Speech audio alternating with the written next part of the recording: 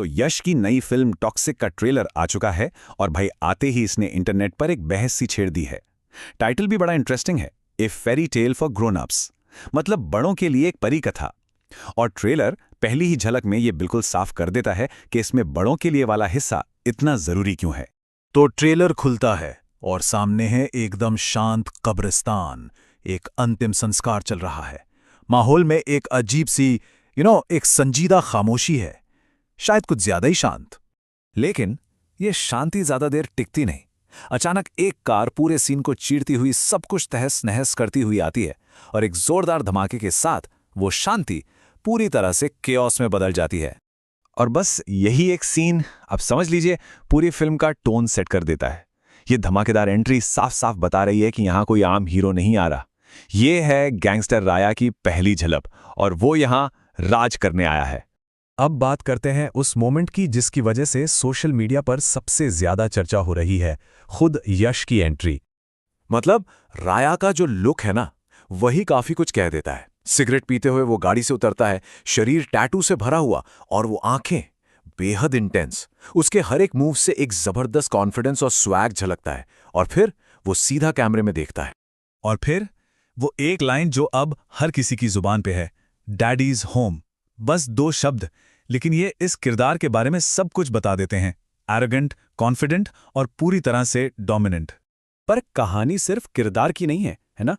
ये ट्रेलर हमें एक ऐसी दुनिया में खींच लेता है जो देखने में बेहद डार्क और रॉ है, पर साथ ही साथ कमाल की स्टाइलिश भी।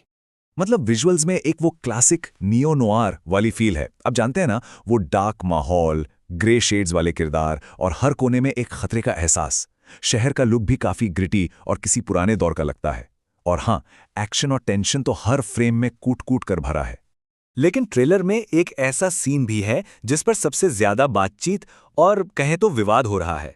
तो सीन में होता यह है कि बाहर जोरदार गोलीबारी चल रही है और कार के अंदर राया एक फीमेल किरदार के साथ एक बहुत ही इंटीमेट मोमेंट में है।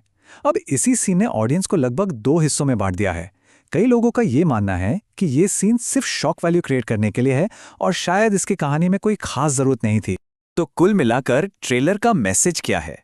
बहुत सीधा और साफ है। राया एक ऐसा गैंगस्टर है जो अपने साथ सिर्फ तबाही और अपना दबदबा लेकर आता है।